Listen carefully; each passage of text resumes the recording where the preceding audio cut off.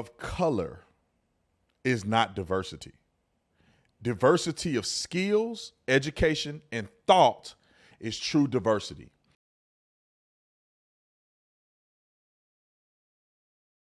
Breeds complacency, Dana, and complacency kills. We're going to have doctors who don't know how to perform heart surgery, and we're going to have planes that are falling out of the sky. Boeing recently bragged not about being the best in the business, but about surpassing its diversity quotas. Oh, goody. But then, not so good, a door flying off one of Boeing's 737 Supermaxes. I'm sorry, if I see a black pilot, I'm going to be like, boy, I hope he's qualified.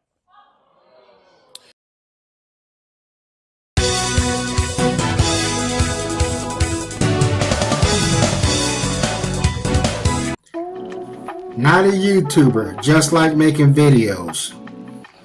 And you guys did it. With things going on, I had to jump back on YouTube and talk about DEI, which what I consider a nigger in the woodpile. Now, some of you guys may be familiar with the term a nigger in a woodpile. And which it just means something is afoot. Something has gone wrong. Something is fishy.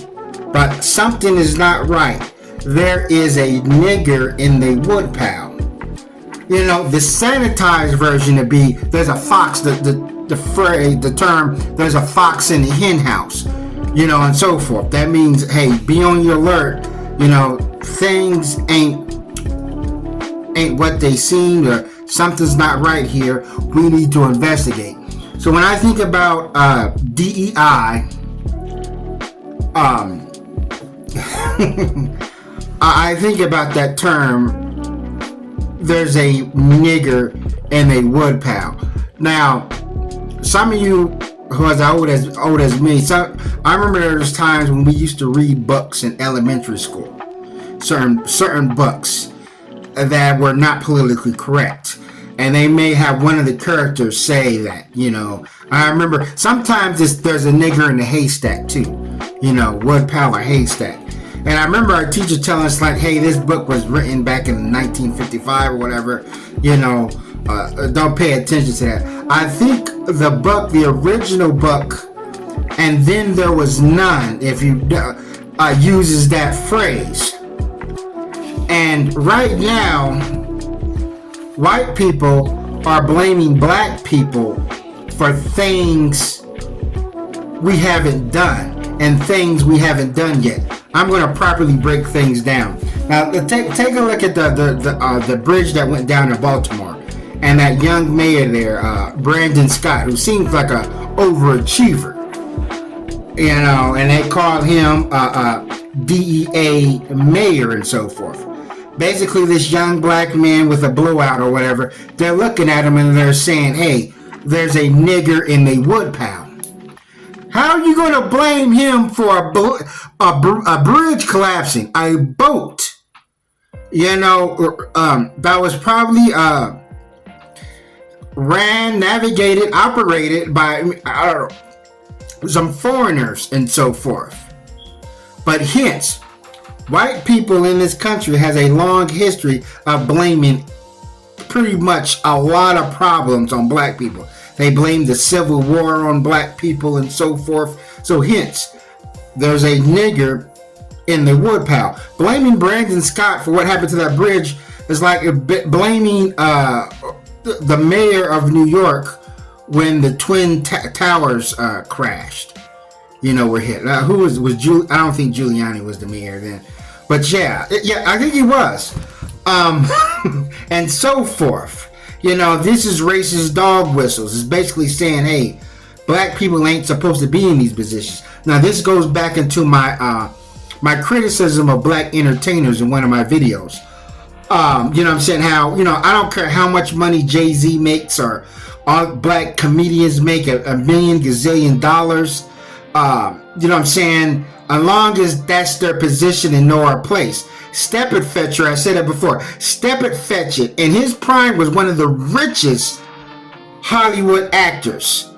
You know what I'm saying? He was in more movies than Clark Gable, but Step It Fetcher played the same character. But Step and Fetch It is someone that sort of knew his place. And I understand if the guy, I forgot his name, if Step and Fetch It didn't want to do it, trust me, they'll find 100 black men that's willing to coon and buck dance in those movies. Now, I want to talk about Charlie Kirkland's comment about a black pilot. Now, this is good. No, it's funny because my man, I talked about my man Philip Scott. Philip Scott is a black pilot that has his YouTube channel, and he's telling you how to be a pilot, and he's actually doing pretty good. The thing is, once again, this is more racist dog whistles. There's more of blaming black people for things. It's like the movie Terminator 2. Remember Sarah Connor went after that black guy?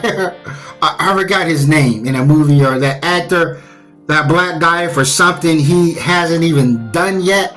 So therefore, they're saying because of inclusion, these companies are going to hire these black pilots and planes are going to fall out the sky, which it hasn't happened.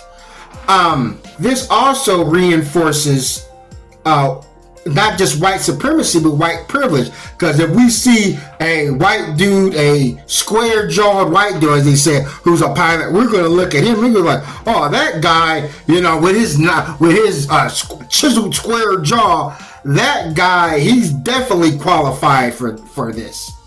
So hence, now, flying now is safer than it has ever been. There are less plane crashes now than there was 20 years ago. So, and we can chalk that up to maybe modern technology making planes safer. So hence, when there was really less black pilots, there was more crashes. Now that we're seeing a rise in black pilots, there are less classes. These are facts. These are numbers. But I care. YouTube and social media doesn't care about information. They don't care about math or solid numbers or whatever. They go off their feelings that planes are going to crash because there's like inclusion. Now, do you think any company will hire an incompetent pilot, crash a plane, and deal with all the lawsuits or whatever? Because they got a black box. They know. If something happens, they know exactly what it is, whether it be a mechanical failure or human error. Now, I did my research. The majority of crashes happen because of human error, you know, throughout history. So the white man been crashing planes. You see what I'm saying? So now what happens when the white man performs human error and crash a plane? Well, you're going to be like, oh, that's a white man. He's an individual and so forth. Hence, take Boeing 7 or whatever. The door came off the Boeing plane.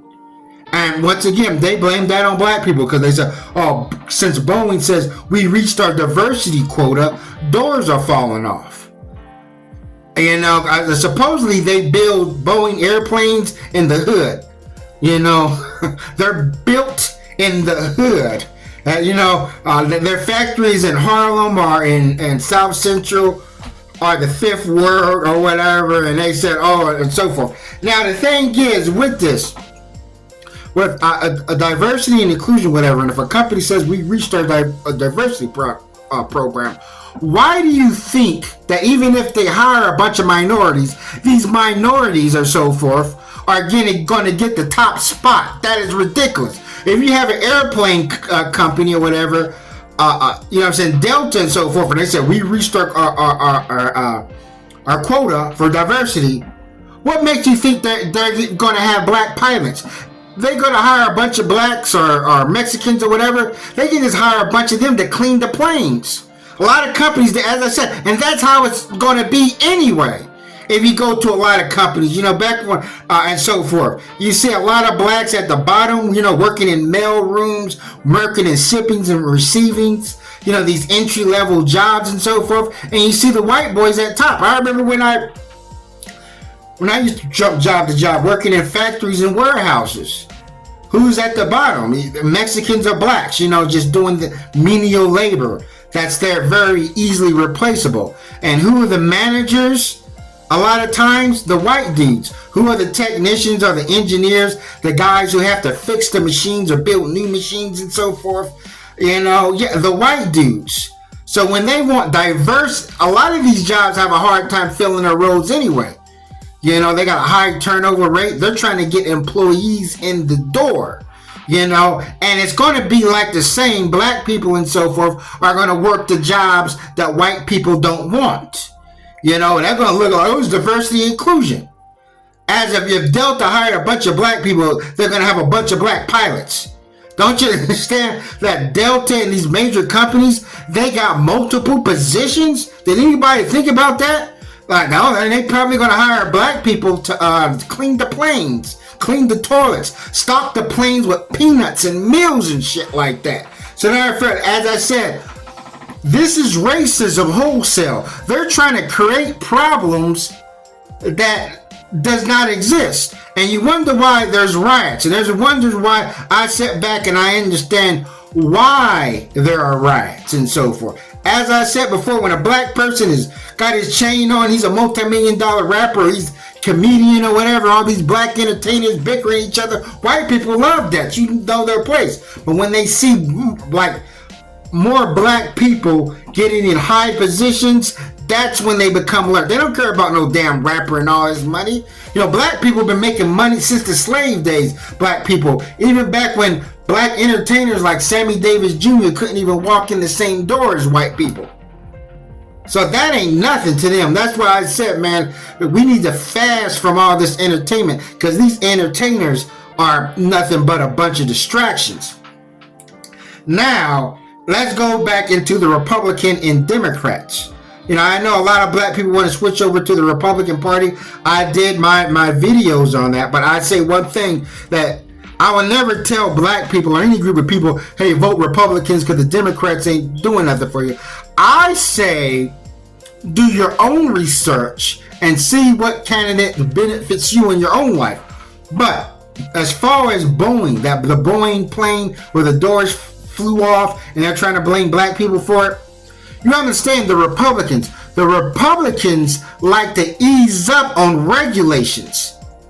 You know what I'm saying? You know what I'm saying? They like to, a lot of these companies don't like these restrictions and regulations. It costs too much, you know, safety and hazards and this and that. And the Republicans want a small government. And Republicans saying, oh yeah, man, you don't have to install them airbags and shit, man. You don't have, yeah, man, give us a bunch of money.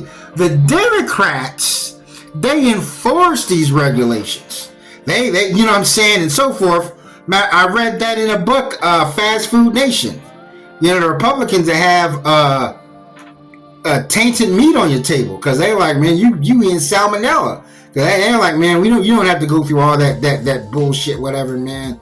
Because Republicans, conservatives feel, and this is not me nagging on the Republicans, you know, they feel like these major corporations create jobs and therefore give them a break because they create jobs and work for it. And then the Democrats or whatever come in and say, hey, we can't do this. This is in violation of that. This is in violation of this, and so forth. So we're going to slap you with this fine. So therefore, while they're complaining about the door coming off the Boeing plane, 747 or whatever, it could be because of Republican policies easing up on these companies, handling these companies with kitty gloves, you know, because they create jobs. And the Democrats, you know, they come in and slap. But as I said, once again, the white man, the square-jawed white man, our God and our Savior, he cannot do anything wrong. When you see that white man, you have to say, he really earned that spot. There's no way his daddy or somebody else helped him with that. He had to really earn it, and that black guy. And the killer part is, each time I see a black dude in a high position, man, or when I work a job and there's this black dude or black woman, man, they are no nonsense. And they're going to think a black pilot's going to be coming there like, shit, man, now I'm really going to be fast. I'm going to kick back like a motherfucker. But word up, you know what I'm saying? Picking that jive talk like in that movie Airplane 2 and so forth. When you know that when a black person gets in a high position, man, they are almost unapproachable. They are no bullshit. Trust me. Their mentality, I'm like, they are almost mechanical, you know what I'm saying, and very strict, because they know, they're like, yeah, my black ass can be out the door. So hence, a black person got to work extra hard. Now, if you have nobody can come up with any evidence or whatever of a black person getting in a high position because of DEI or whatever and completely screwing up. Yes, there's some corrupt black mayors like that or so forth, but there's corrupt white mayors. I know everybody's constantly talking about that city girl mayor, but I can bring up so many corrupt white mayors. But at this point, black people are performing cannibalism on each other because black people are so used to going after other black people and nagging on black people, because black people are like the easiest race to criticize, because I'm saying, Candace Owens already showed you that. But that's why I said I'm not criticizing any black people anymore on my channel. Any hood stuff, I'm dealing with straight up facts. But that's all I want to say. Thanks for watching and never stop learning.